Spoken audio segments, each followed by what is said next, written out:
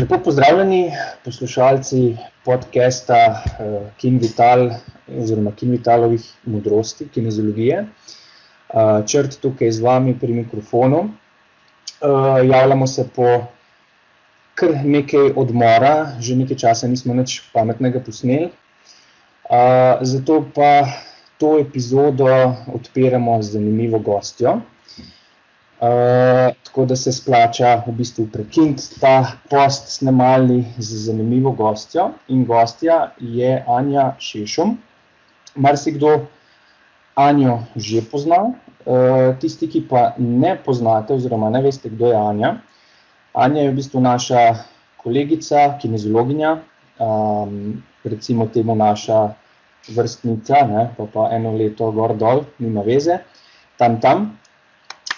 Anja je zanimiva gostja že z vidika tega, ker je ona približno 4 leta, če se ne motim, sodelovala z ekipo Ilke Štuhec, je bila tam v bistvu, njena vloga je bila kot kinezologinja, kondicijsko pripravo, skratka bo mogoče nekaj več povedala, kaj vse je tam počela. Skratka, zelo zanimiva izkušnja, malo kdo od kinezologov oziroma kondicijskih trenerjev, ki bi rad želel delati v vrhunskem športu, dobi tako priložnost delati na tako vrhunski ravni športa. Tako da bova v bistvu za njo danes rekla besedo ali dve o vrhunskem športu, njenih izkušnjah in mogoče potegnila kakšno paralelo z rekreativnim športom, če bo čas. Še na hitro, preden se Anja sama za kakšno besedo predstavi. Skratka, delala je z Ilko približno 4 leta, zdaj pa, če se ne motim, kakšno leto dela z avstrijsko žensko smukaško reprezentanco, torej dela v malo večji ekipi. To je pa to, no, zaenkrat. Anja, si v redu? Sem v redu, hvala Črt za to predstavitev. No, vas zmotil slučajno, ali sem... Ne, se strinjam. Zdaj sem že drugo leto tečem, odkar sem v avstrijski reprezentanci in pa zdaj vse, kar sem prej počela v Sloveniji, zdaj počnem v Avstriji. No, super, evo, tudi ko si presedlala, si v bistvu ostala praktično v istem športu, kar je tudi lažje, ne?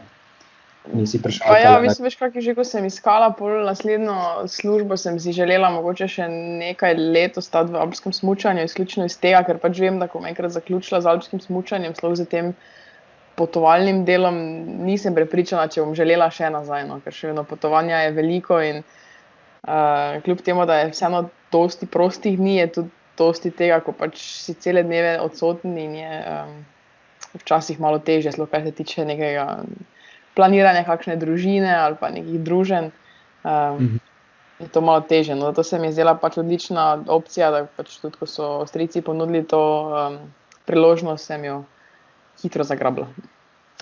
Ja, super, evo, pa še blizu imaš, ne, do službe v narekovajih takrat, oziroma do doma. Kakšna pa je razlika, no, če sva že tle, kakšna je razlika v bistvu, tako, ne zdaj, ja, kakšna je razlika, zdaj, ko imaš več punc, ne vem, koliko jih imaš, 6, 7, ne vem, koliko jih imaš. Lani je bilo 7, letos pa 5. No, ko si pa z Ilko delala, si delala pa pač samo z Ilko, ne? Bilo 1 na 1, ja. Ja, in mislim v delu, kako razliko ti občutiš, no, če imaš toliko športnikov, pa v primerjavi z enim? Pa ja, zagotovo je, ja, načeloma princip je tako, da to je enak, pač razlikuje se ravno to, kaj si omenil, da je pač več, nisi tako fokusiran samo na eno osebo, fokusiran si na več oseb, v bistvu moraš vsem nuditi enako. Zato, ker je večja ekipa, je tudi več ljudi in vloge so bolj jasne, kaj kdo počne. In tako si v bistvu delo zelo dobro razdelimo, da pač čisto vsi športniki dobijo enako mero, bomo rekli, pozornosti. V začetku priznam, da mi je bilo težko, no, ker hitro sem v bistvu presedlala in je bilo kar izzivno. Vse skupaj. Sploh kar se tiče tega mojega fokusa, recimo, ne, ker sem se recimo tudi telovadnici, ko smo bili, sem se pač zagledala v eno športnico in pol pač enostavno še pozabiš, da je pa še 6 drugih zraven, ki dela isto stvar, ki pač želi isti feedback, Ampak no, po kakem mesecu bom rekla, da je to tudi hitro steklo. No. Ja, tako.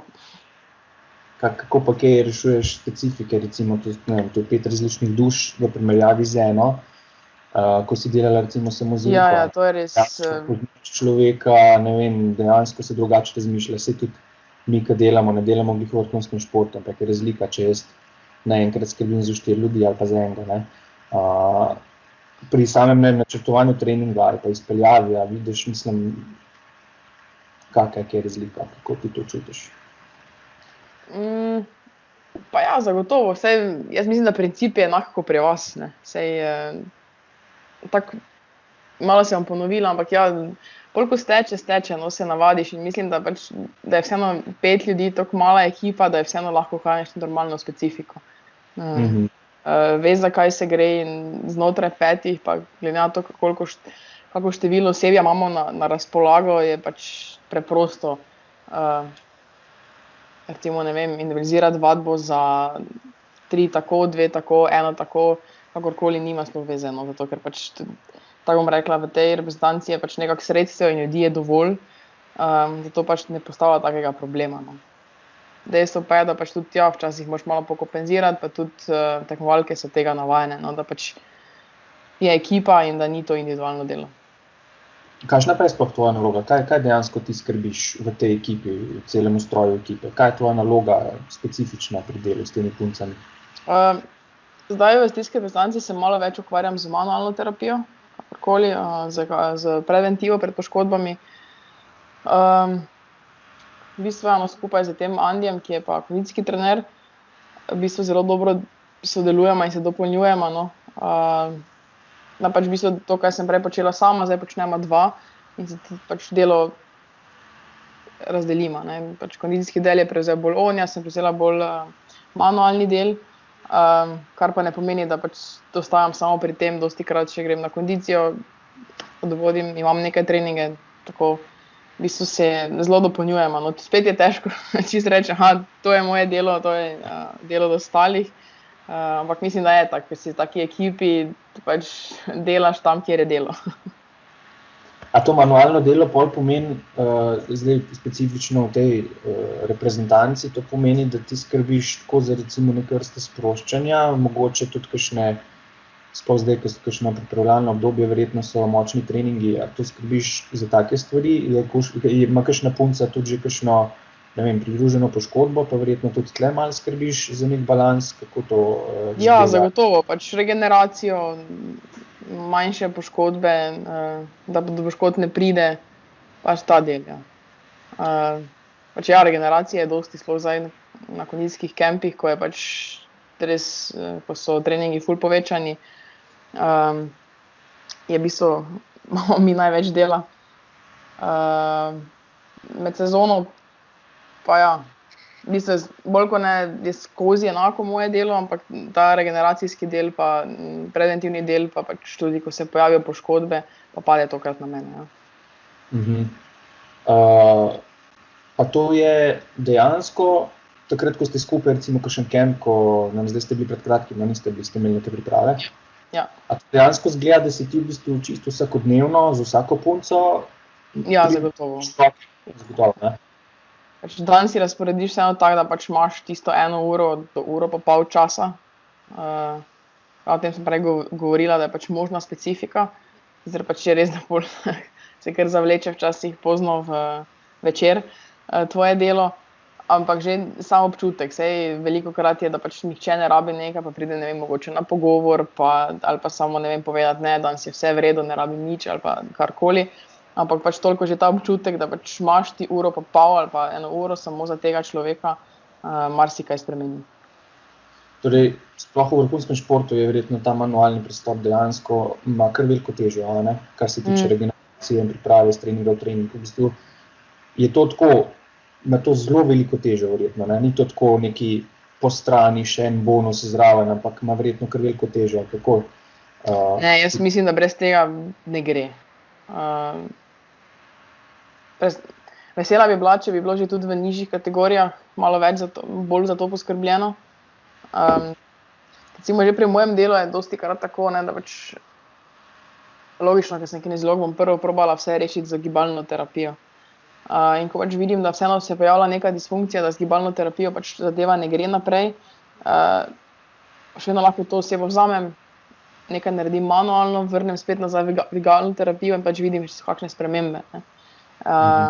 In se mi zdi, da to sta dve take stvari, ki sta tako povezani, da je včasih kar malo žalostno, da pač ko športnik pride do nekega nivoja, vse to ima, ko pa športnik še ni dosega nekih nivojev, ko je že v mlajših kategorijah, pa tega ni. Ne. Se mi zdi, da tam še bolj pomembno. V sicer nekem drugem aspektu, ampak vseeno zelo pomembno. Ja, skozi manualno delo v bistvu pospešiš, ne, v bistvu izkoriščaš določene reflekse, mehanizme za sproščanje nekih mišic, gor dol. In dejansko pospešiš lahko nek proces, ki bi ga mogoče se lahko celo šel z nekim gibanjem, ne.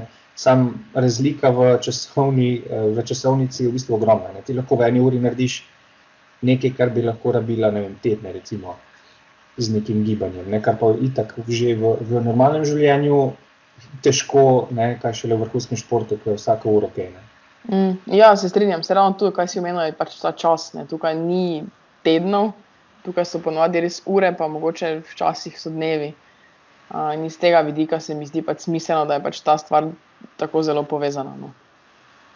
Pa je to dejansko v vrhunskem športu ta manualni del, pa vloga fizioterapevtov tudi konec koncev, a je to pretežno predvsem na račun dejanske intenzivnosti in količine samega treninga, pa fizičnih naporov, psihičnih naporov? A je to tisti dejavnik, ki dejansko diktira po temu, da je fajn, da je ta del sestavljen zraven? Ali je tle še kaj drugega, kako bi ocenila? Ti ne vem, če si delala kaj v rekreaciji, bolj ne, ti si samo... Bolj ne, ja. A je to dejansko, ta bom rekel, skozi konstanten limit? Jaz mislim, da ja.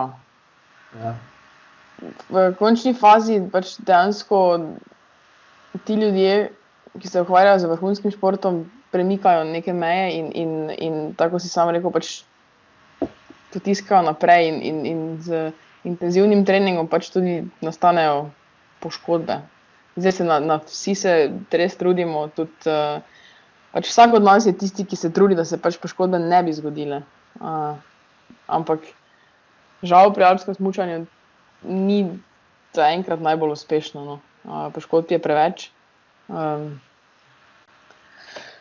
In ja, pač mislim, da je logično, zaradi tega intenzivnega treninga pač recimo sploh je ta del tako zelo pomemben v pripravi samega športnika. Čeprav tudi, če pogledamo pa rekreativni šport, bi pa tudi rekli, tam je pa tudi pomembno, zato ker pač tam se pa zgodi, da marsikdo pretirava, pa spet hoče dosegati neke limite, pa neke cilje, za katere pač roko na srce ni pripravljen, pa bo šel čez to, ne. Samo da bo dosegel cilj brez teh ur in ur treninga, kaj pa jih nekdo drug, ki se s tem profesionalno ukvarja, opravil. Ne. Tako da, jaz mislim, da smo nekje na istem. Ja, se tle pa pol tista ločnica med vrhunskim športom in rekreacijo, da temu tako reči, ne. Ker to se tudi mi velikokrat, ko delamo z rekreativci ali pa ko imamo ljudi v procesu neke rehabilitacije, imamo tudi ljudi, ki so, dajmo temu reči, vrhunski rekreativni športniki, torej so rekreativni športniki, pa trenirajo že zelo na konkretnem nivoju. In seveda prihajajo z različnimi težavami k nam po pomoč.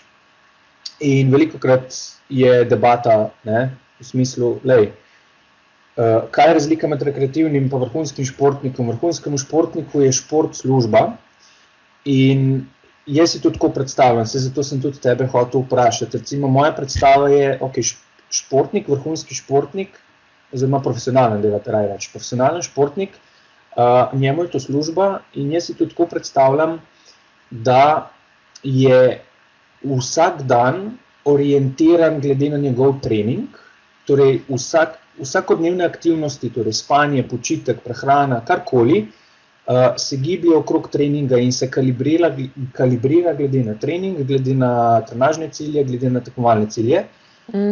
rekreativca pa jemljem ravno obratno. Rekreativc mora pa v bistvu svoj trening pa svojo rekreacijo prilagoditi vsakodnevu. Torej, zgodba je ravno obratna za moje pojme. Ja. Normalen človek ima drugo službo, torej ni športna služba, imaš službo, imaš verjetno še kakšno družino, imaš druge obveznosti in nimaš ekipe, trenerjev, fizioterapevtov okrog sebe, da bi te pedenala. In je slika ravno obratna. In jaz pravim, da moraš ti prilagoditi trening svojemu življenju, ne pa življenje treningu. Jaz si to tako predstavljam, si to predstavljam nekako pravilno ali? Ne, jaz mislim, da imaš povsem prav, kar se tega tiče, da tudi jasno, moje mnenje je tudi povsem enako, kar se teh stvari tiče. Če obrnemo sliko, če, ne vem, tudi mi recimo, ko smo zdaj se nakvarjamo, sami nismo profesionalni športniki, pa smo želeli nekaj doseči, smo tudi mogli ure in ure in ure časa vložiti v študij, v neko dodatno izobraževanje, v cel kup nekih stvari, da smo to dosegli, da dosežeš neki nivo in potiskaš svoje meje naprej, in zadaj smo naredili delo, da se lahko nekaj pokaže, in pri rekreativnih športnikih se ravno to zdi, Zelo so orientirani na neke cilje, ampak tega dela zadaj pa ni, in tu, jaz mislim, da ravno tako si rekel sam, da tukaj nastajajo razlike, Športnik je ogromno ure in ure vlagal v to, da lahko dosega te rezultate, Bila sem celo presenečena, že nekaj časa nazaj sem brala en članek in v bistvu šlo se je za tek, ne vem na pamet, kakšna distanca, karkoli, ampak ti časi so bili, teh rekreativcev so bili res dobri časi, Če pomisliš, da neki rekreativec dosega tako dobre čase, ob normalni službi, pa verjetno še družini, kar je po eni strani super, po drugi strani sem se pa vprašala, kako obremenjena mora biti ta oseba, da ta cilj doseže. Težava je v tem, ker nikoli ne veš, kdaj tečeš na kredit. Jaz temu rečem, da ti lahko tečeš organizem oziroma življenje na kredit, 10-15 let, pa tega sploh ne čutiš. Se počutiš v bistvu super, ali pa misliš, da se dobro počutiš, Pol pa kar naenkrat lahko pride do marsičesa, ali kar naenkrat pride do velike incidence raznih malih poškodbic, kar naenkrat, ali pa do nekih kroničnih utrujenosti, bolezni, česarkoli, In pride do nekih težav, ki jih ljudje sploh ne povezujejo mogoče z nekim pretiranim rekreativnim športom, ker nekako ni čisto direktno povezano. Lahko pride do nekih motenj spanja, pa lahko človek že 10 let, kar naenkrat ugotovi, da slabo spi, da se non-stop zbuja, pa prej ni imel nekih težav, pa je lahko to faktor, lahko pa ni. Skratka, znakov je veliko, ampak se ne zavedamo, da smo kompleksen organizem, se kaže lahko povsod.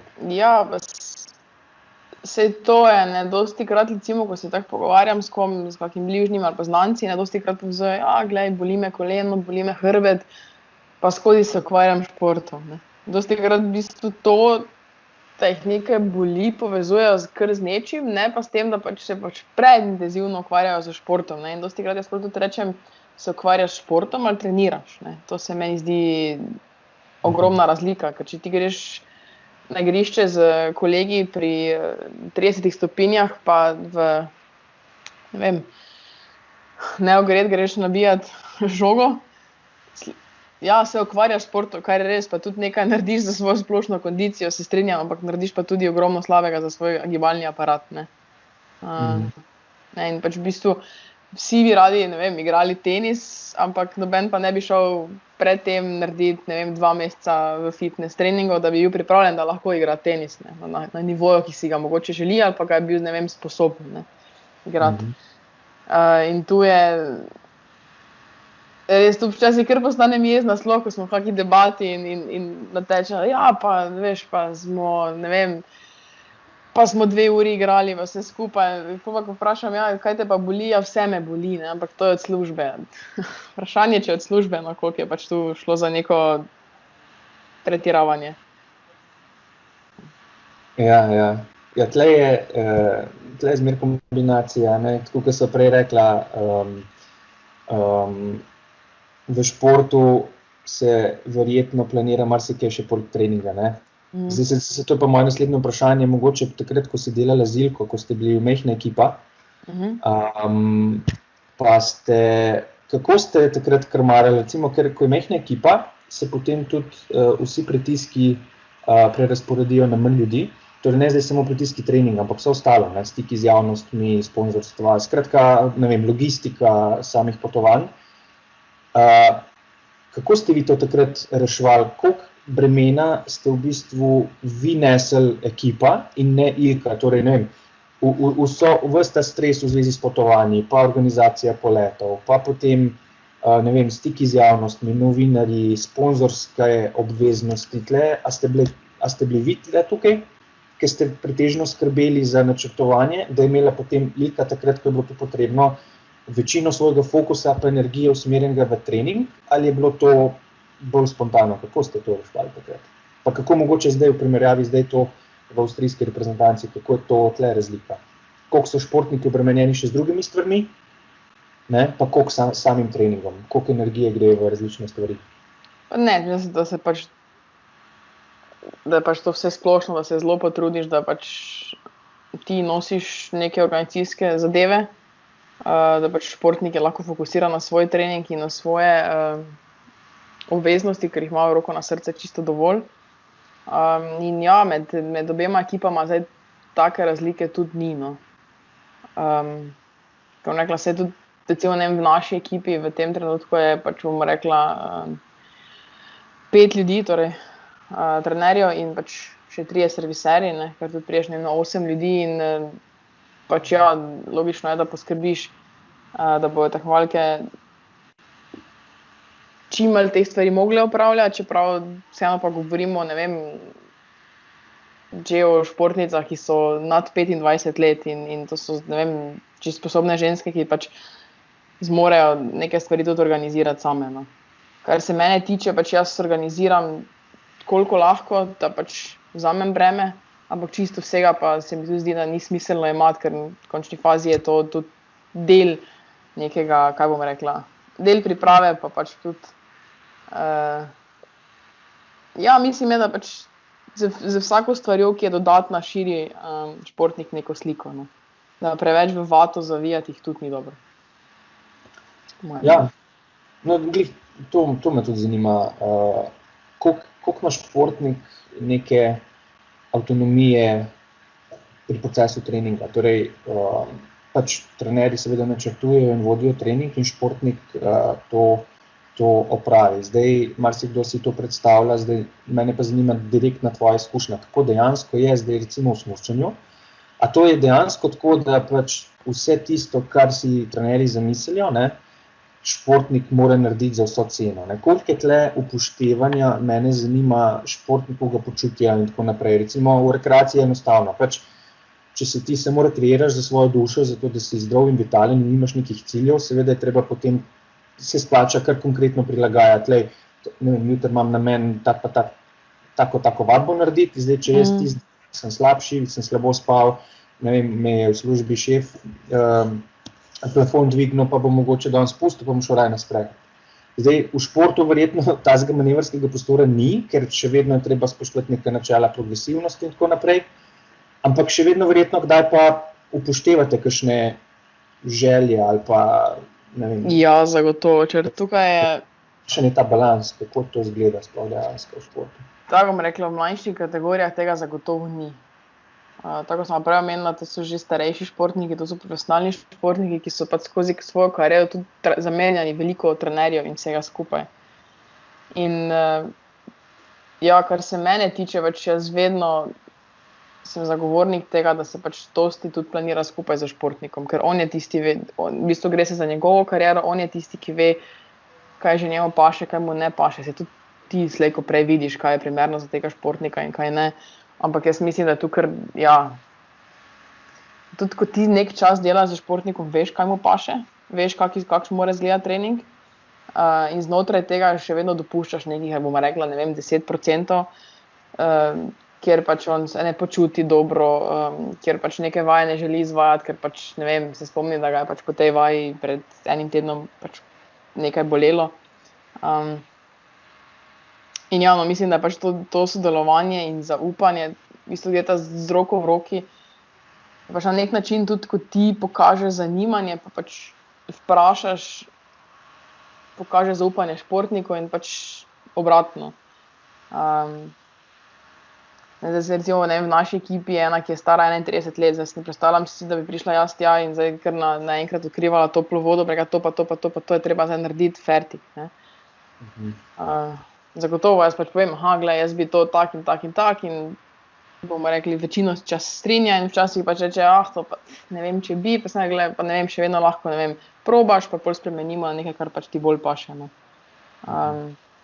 Pač to je sistem, po katerem pač jaz delam in pač meni nosi rezultate. Jaz verjamem, da pač vsak dela po svojem sistemu, ampak jaz zelo strogo zagovarjam to sodelovanje.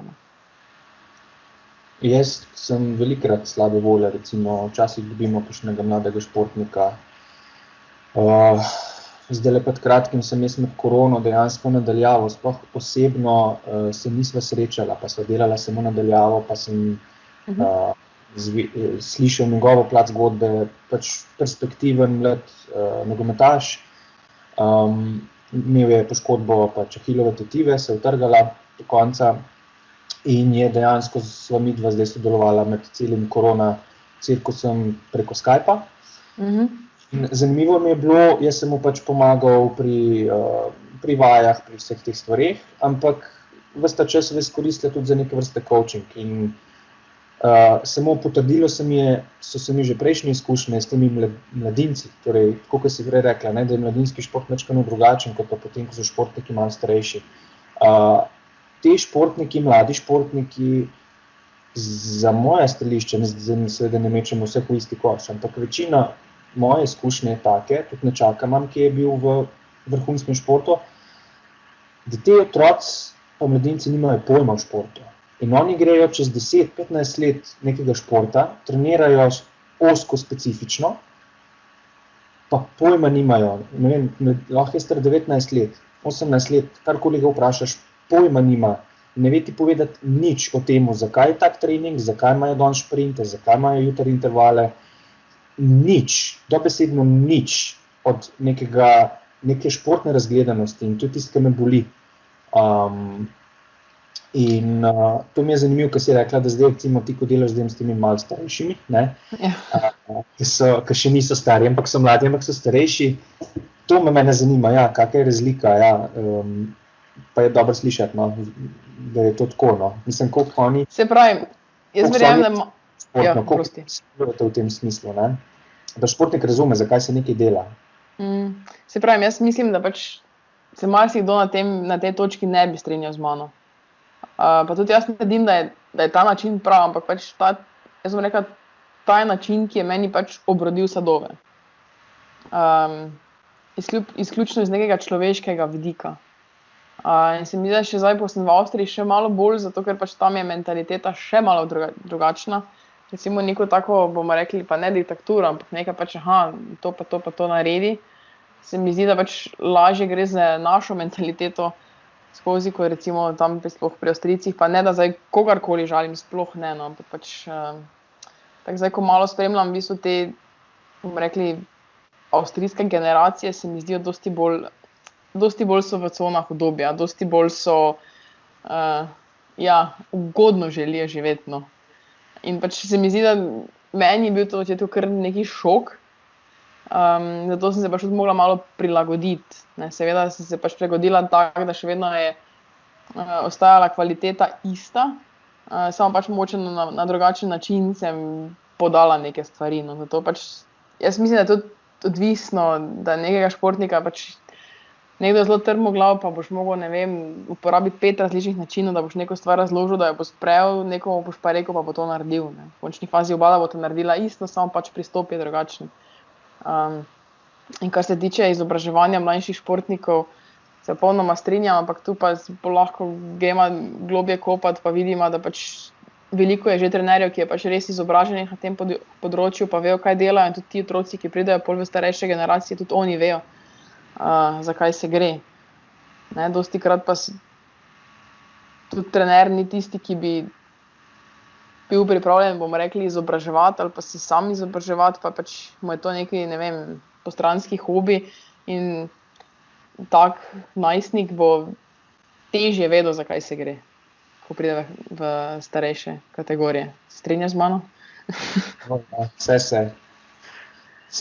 Zdi se mi pa, se mi zdi kar pomembno, da nekako športnik, predvsem mladi, pa tudi pol, ki so malo manj mladi, pa še zmeraj mladi, da razumejo procesno, da ni to slepo sledenje nečemu, ne? Samo zaradi tega, ker je pač trener tako rekel, zaradi tega, ker športnik se mora tudi sam naučiti, on je tisti, ki pove tebi, jaz sem pa, ne vem, danes ne počutim čisto dobro, ne, neki ni feeling, ne, ali pa karkoli, da potem se mečkam pofrizira, se še zmeraj naredi.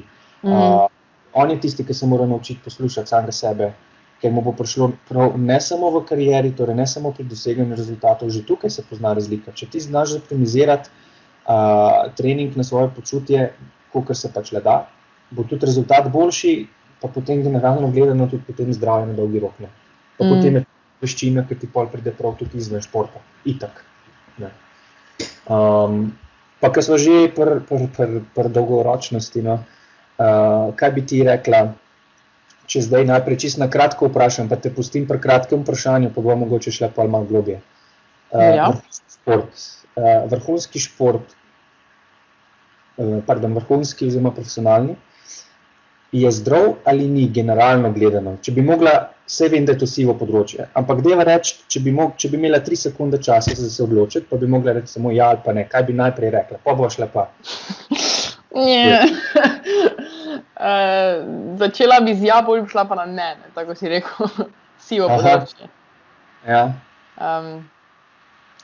Kako ti dojemaš, zdaj, ki si toliko let v profesionalnem športu, na dolgoročno zdravje zdaj govorim, ne? Če gledaš športnika, zdaj mislim, to pol vpliva na njegova 50, 60, recimo. Pa deva za primer vzeti kar smučanje, no, alpsko, to je vsak malo specifičen. Vem. Ja, jaz se bolj nagibam, tako bom rekla, k ja, kot k ne. In izključno iz tega vidika, ker pač, ja, logično je, da pač po nekem intenzivni karieri plus mogoče še nekaj nesreče z poškodbami vse skupaj to pusti posledice na gibalnem aparatu. Ne, je pač nekdo, ki je pri 50-ih občuti neke obrabe pa vse skupaj, ampak zdaj obrnimo sliko pa pogledamo nekoga, ki se pa nikoli ni športom ukvarjal, pa bo recimo star 50 let, pa bo imel enake obrabe, oziroma še slabše jih bo v bistvu handlal, zaradi tega, ker pač ni navajen teh stvari. In so pač pol neke preobrnitve zaradi sedenja ali pa zaradi nepravilnega dvigovanja in cel kup nekih stvari. In bi rekla vseeno pač vrhunski šport je pa v bistvu optimizacija ravno tega, da pač neko gibanje ti pripelješ do popolnosti. In v tem se mi zdi veliko manj nevarno, kot pa nekaj, kar pač počne zato, ker je to tvoja služba ali pa tvoj hobi, ker na koncu ja, prideš na isto, če ne še slabše z nevrhunskim športom. Ne. Iz tega vidika se bolj nagibam, ja, se pa tudi strinjam, da pač velikokrat gre za velike napore, velike obremenitve, ampak se pravim, z dobrim treningom, z dobro pripravo in z vsem tem se da zmanjšati, pa včasih tudi sreča igra malo vloge pri vsem tem. Kakšno pa tvoje mnenje? Ja, dejansko, mislim, jaz zelo podobno razmišljam. Čeprav nisem nikoli bil v stiku z profesionalnim športom, ampak sem si zmeraj nekako predstavljal, glede na pripovedi in vse ostalo. Ampak jaz kar zelo podobno razmišljam. Ker tudi zaradi tega, ker ne vem, kakšno je tvoje mnenje, kako pa misliš, predvidevaš, da razmišljajo o tem istem vprašanju, kot recimo tvoji kolegi, trenerji, recimo, a misliš, da podobno razmišljajo? A ste kaj pogovarjali o tem ali nikoli? O tem vprašanju mislim, da ja.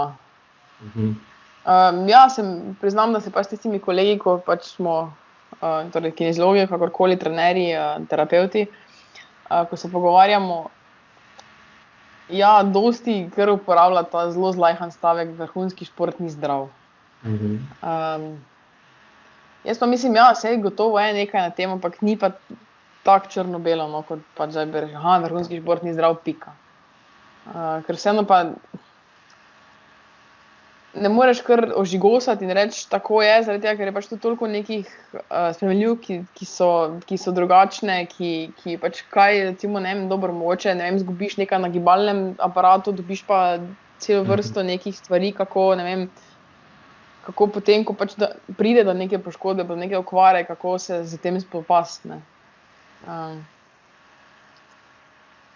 Tako da, ja, ljudje smo različni, vsak ima svoje mnenje, to tako vemo, ne, ampak, no, jaz se tako vztrajam pri svojem, no.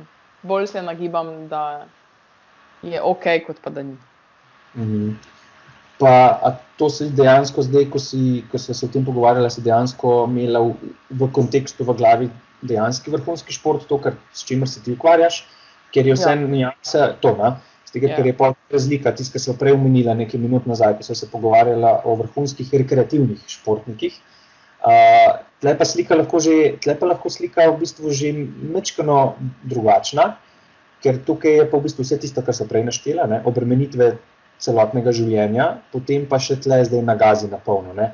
Oziroma velikokrat se zgodi, da potem ljudje si predstavljajo, zdaj moram pa tle ventile spucati, ne, in potem edina ideja, ena izmed idej, ki je velikokrat popularna, je, zdaj moram pa jaz, ko grem teč karkoli, na polno, zato da bom glavo lahko odklopil, ne.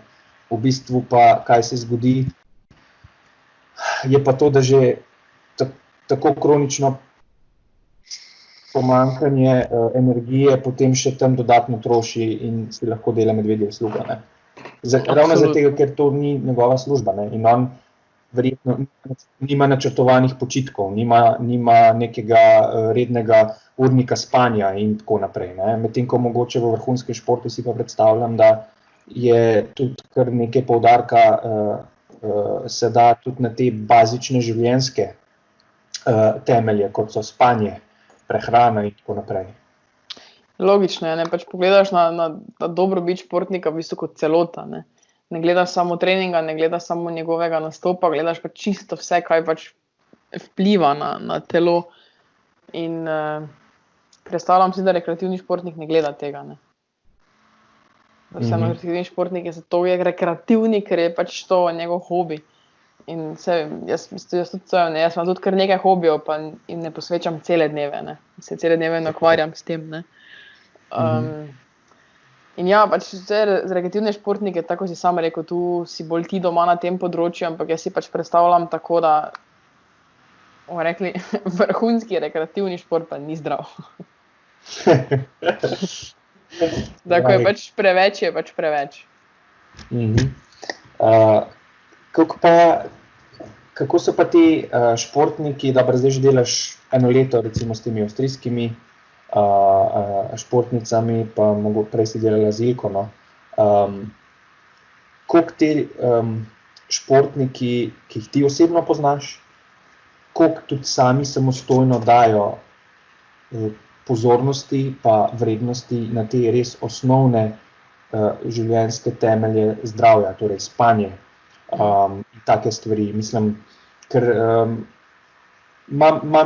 sem tudi slišal izkušnje trenerjev, ki delajo z vrhunskimi športniki v drugih športih, recimo v nekaterih ekipnih športih, pa so lahko izkušnje take, da v bistvu pač, ne, mi je specifičen trener rekel, mi se matramo, treniramo in potem reče, da te športniki, ta ekipa, ne, to so stari ljudje od 20 do 30 let, pa ne dajo kaj veliko pozornosti, pa ponočujejo, pa s telefoni grejo spat, pa zaspijo ob 2 zjutraj, ne, ampak imajo pa vrhunske obremenitve, ne. To je ena izkušnja, kakšna je pa tvoja izkušnja, koliko so oni dosledni do svojega življenja pa zdravja nasploh, no, znotraj te športne kariere. Jaz sem pač srečo, da pač s temi, kaj sem jaz sodelovala profesionalno, oziroma pač, ja, kaj sem z njimi sodelovala, so pač, kar se tega tiče, res dosledni, no. Nikoli in nikdar, ne prej, ne zdaj, ni bila tu kakršnakoli težava. Teh stvari poznam pa tudi drugo skrajnost tudi, ker pač več športnikov poznam in včasih govorimo, včasih kdo kaj pokliče, vpraša kaki nasvet oziroma pokliče zgolj zato, da kaj predebatiramo. In pač slišim ravno te zgodbe, ki si jih ti omenil, ne, ponočevanje pa za vikend ven in vse skupaj. Ja, jaz mislim, da v končni fazi športniku ti ne moreš vsega omejiti. In da če pač on rabi neko sprostitev zunaj, hvala Bogu, saj to je življenje, saj tudi športnik more živeti. In ga ne moremo ga gledati, kot da on pa ni človek, on je pa samo športnik. Teda jaz se z nekimi izhodi ven, pa z nekaj alkohola pač strinjam, zaradi tega, ker mislim, da če pač, dokler ni to prepogosto, je to neka stvar, ki pač sodi k življenju, tudi k športnemu. Če pa se to pojavlja prepogosto, tam pa tudi enostavno bom rekla, ne vem. Ne vem, kako to gre, ne znam si predstavljati, ker vem, da če grem zdaj jaz ven, recimo pa ne vem, 3 dni ali 4 dni ne bom kaj dosti spala in bom malo ponočevala, pač vem, da bom rabila kar nekaj časa, da se sestavim, no, zato pač mi ni jasno, da je pa ob tem še trenirala. Črt, ne vem, ne znam si predstavljati. Ja. Ok. Da mi poveš še tole, mene zanima malo. Zdaj ti si toliko let že v praksi, v športu. Začela si pa seveda študijem na fakulteti za šport, torej kineziologijo si študirala, tako kot jaz in moja ekipa, večina, no, večji del. Da mi povej, že v prvih letih, ko si sodelovala z Ilko, oziroma ko si začela delati, pa potem skozi leta, kakšne diskrepance oziroma kakšne razlike si opazila potem pri prijemih, strategijah, ki ste jih uporabljali in jih kolegi, ki jih poznaš, uporabljajo v recimo alpskem smučanju, z nekimi koncepti, ki smo jih mi spoznavali na faksu. Pa če se omejiva bolj na zgolj ta kondicijski del, kondicijska priprava. Ja, si opazila kakšne velike razlike ali si opazila, da kakšni koncepti sploh praktično ne grejo skozi in tako naprej? Jaz bom tako rekla, princip je pri marsikateri stvari zelo podoben. No. Je pa res, da pač to, kaj smo pač dobili na fakulteti, se pol nadgradi. No. Z nekim dodatnim znanjem pa vse skupaj. Je pa res, da dostikrat se rada vrnem na fakulteto, sploh do dotičnih profesorjev in ne vem, z njimi predebatiram, ampak ravno v teh osnovah. Ker se mi zdi, na fakulteti smo dobili tisto osnovo, da so pač tebi ti procesi, ki se dogajajo v telesu, ko je po obremenitvi, ko je med obremenitvijo, tako pomembni, da v bistvu, ko dobiš te osnove, je moje mnenje vseeno, kaj uporabiš. In ja, ne vem, brez fakultete se jaz tega zagotovo ne bi šla. Izključno iz tega vidika, ker dobila sem tiste osnove in vedno vem, kam iti pogledat, ko recimo se malo zgubim. Ker tudi jaz ker dosti je nekih, ne vem, na tržišče prihaja cel kup nekih novih stvari in včasih so koristne, včasih so pa zelo neumne, se verjetno strinja z mano, ne. In pač v poplavi vsega tega, kaj prihaja novega in kam gremo naprej, se vedno vrnem malo nazaj, da lahko boljše vidim, kaj od tega izbrati in kaj ne. Z tega vidika se mi zdi zelo uporabno. Ja, logično pa je, da pač včasih kakšna teorija je tudi, ne vem, zastarela in nikakor ne gre v praksi, sploh mogoče pri kaki kondicijski pripravi moči, ampak veliko del pa ostane, no. Si kdaj opazila v tej smučarski karavani kakšne prijeme, kakšne strategije treninga pri kakšnih kolegih, ki so se tebi na prvi uč zdele, čak malo, mislim, to pa, a veš, da bi ti, če po domače povem, rekla, sama pa sebi, mater, pa tole z njega Instagrama snim sem zato, da mislim, na nakovaj govorim, ne, zgleda, si kdaj opazila kakšno tako stvar, ki je tebi bila tisti trenutek, čak malo tole pa mi deluje čist mem, kar zdaj dela, ne vem, tisti trener s tistim varovancem, si kdaj to zasledila v športu? Pa jaz mislim, da v času teh socialnih omrežij in vseh teh medijev se je pač kar pojavilo, bomo rekli, dosti balasta. Pač tudi ne vem, če se strinja z mano, ampak dosti krat rečimo, če greš, ne vem, storije na Instagramu, čez vidiš nekatere vaje, ki pač sicer zgleda res super, pa cool, pa fino, pa fajn, ker uporabi 15 različnih pripomočkov, pa še vsakrat pripomoček ima drugačno barvo in vse skupaj, ampak ko malo razmisliš, pa zares pogledaš, kaj je s to vajo naredil, vidiš, da ne prav dosti, no. Razen tega, da je pač nakup navlačil nekih stvari. Ja, bom rekla, prej me je to dosti bolj motilo, zdaj pa v bistvu se nekako ne ukvarjam s tem, no. Pač vedno sem vesela, ko vidim dobro vajo, jo vzamem in ko pač vidim neko vajo, ki mi ni všeč, grem enostavno naprej. Ja, to, kaj pa Nedo dela z nekim drugim trenerjem, se pač v bistvu ne rada spuščam v to, sploh če imam eno ozko okno, kaj ja pač jaz vidim, ker pač ne poznam celotne slike, ne. Ker gre pa v obe smeri, lahko je nekaj, kar neki del treninga vidiš, lahko rečeš, to je pa ful dober trening, pa v bistvu ni dober, ali pa obratno, ne. Lahko rečeš, to je pa res dober trening, pa ni, prav zares. Tako da ja, no, probam nekako, bom rekla tako, izražam svoje mnenje, če me nekdo po njem vpraša, no. Da bi pa zdaj kar se lotila nekoga, ker pač nekaj dela, s čemer se jaz ne strinjam, pa se zagotovo ne bom nič oglasila. Kje pa ti pobiraš ideje za kakšne, pač itak vsak trener vedno napreduje, vsak športnik napreduje, tudi ideje se spreminjajo in pač napredek je vedno, ne, vedno rastemo. Zdaj, takrat, ko si delala z Ilko, ko je bila manjša ekipa, ste verjetno bili še tako bolj na glavo, kot si verjetno zdaj, ko imaš mogoče si lahko doma, pa mogoče kakšno uro si več povzameš za, ne vem, kakšno stvar pa študirati. Kje dobivaš ti ideje? A ti od kolegov, recimo od konkurenčnih ekip, mislim, verjetno se kar dobro zastopite, kakor imam jaz občutek med sabo. A pobirate ideje eno od drugega, kako to izgleda v vašem cirkusu? Tako bom rekla, da od reprezentančnih kolegov nekaj dosti, no, mogoče včasih, ko kakšna debata nanese, že. Ampak, da je bil to glavni vir, zagotovo ne, no. Jaz dosti recimo dobim, ko se pogovarjam s svojimi kolegi, kar se tiče, rekel so pač na istih ali podobnih področjih, ali pa tudi včasih ne. Dosti pač,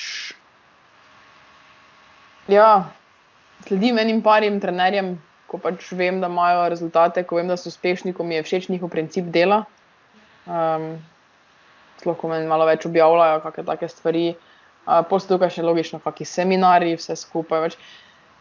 Težko bi rekla, da se ne vem, samo izobraževanje. Izobraževanje ti je nekaj, pol na teh izobraževanjih spoznaš druge ljudi, ki se ukvarjajo s tem in pol pogovor, knjige, članki.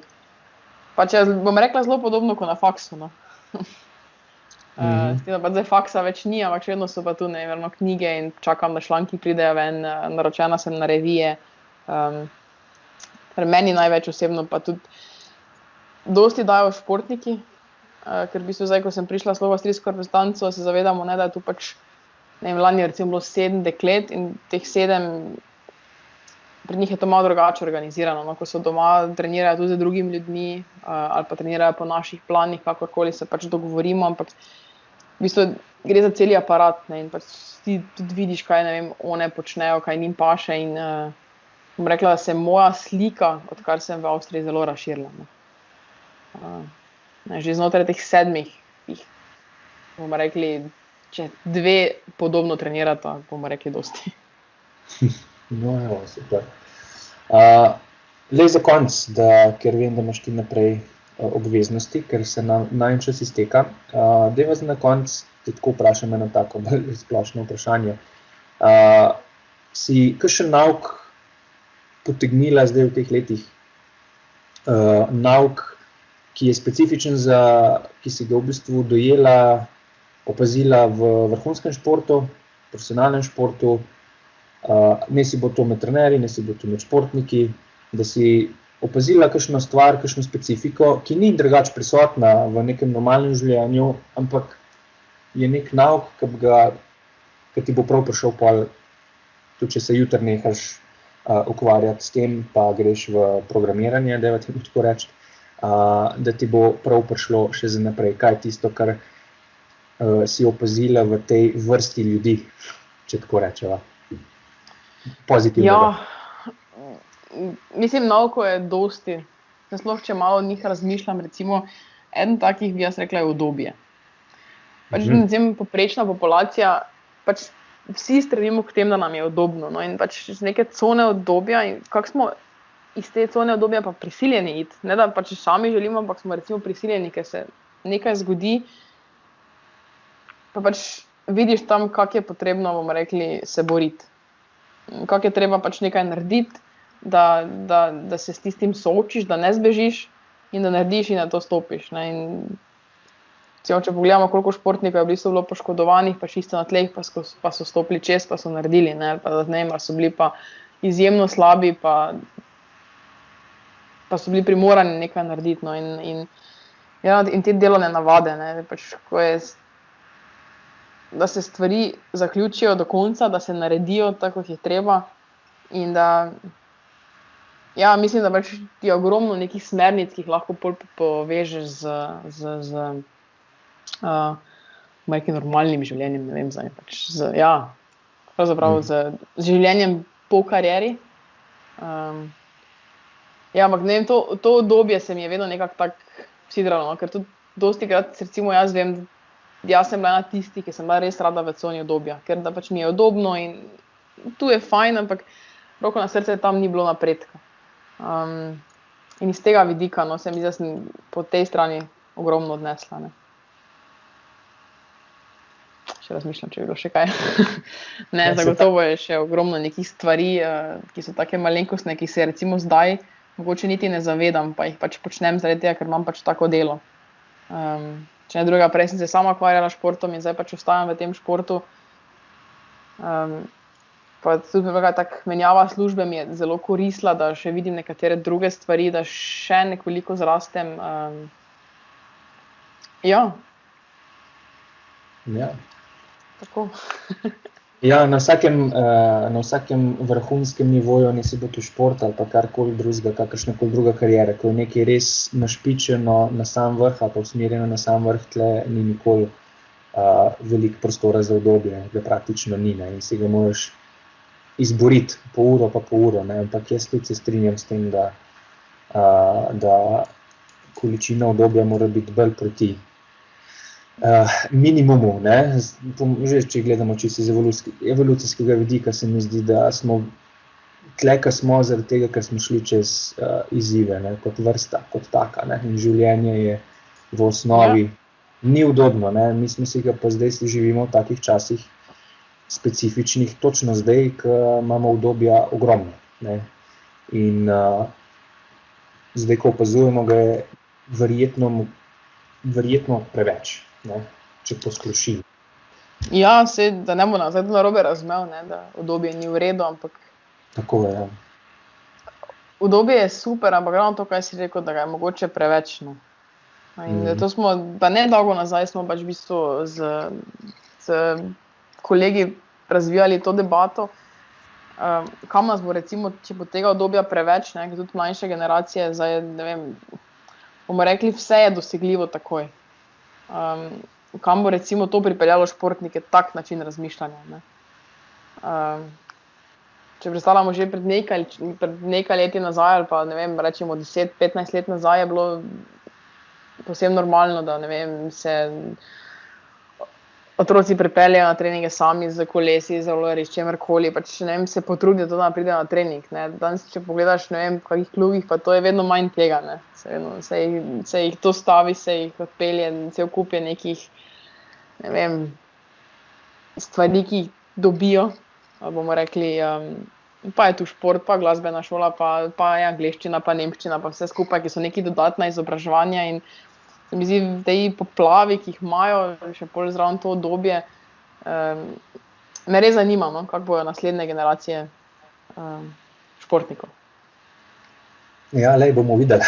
Ne? Bomo počakali, ne? Bomo pa videli, ja, koliko razmišljamo, pa koliko ne. Pa se zmer pokaže v praksi in zmer malo drugače, ampak ja.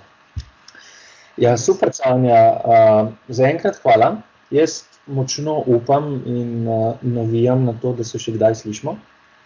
Tudi jaz. Da še kakšno stvar rečeva, danes sva zastavila majčkeno bolj tako široko, malo filozofsko, mogoče bova pa naslednjič kaj bolj ozko, mogoče kaj specifičnega v kakšnem treningu, da dejansko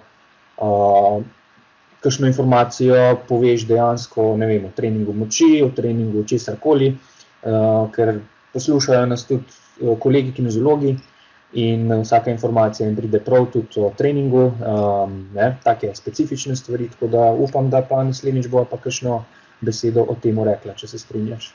Z veseljem.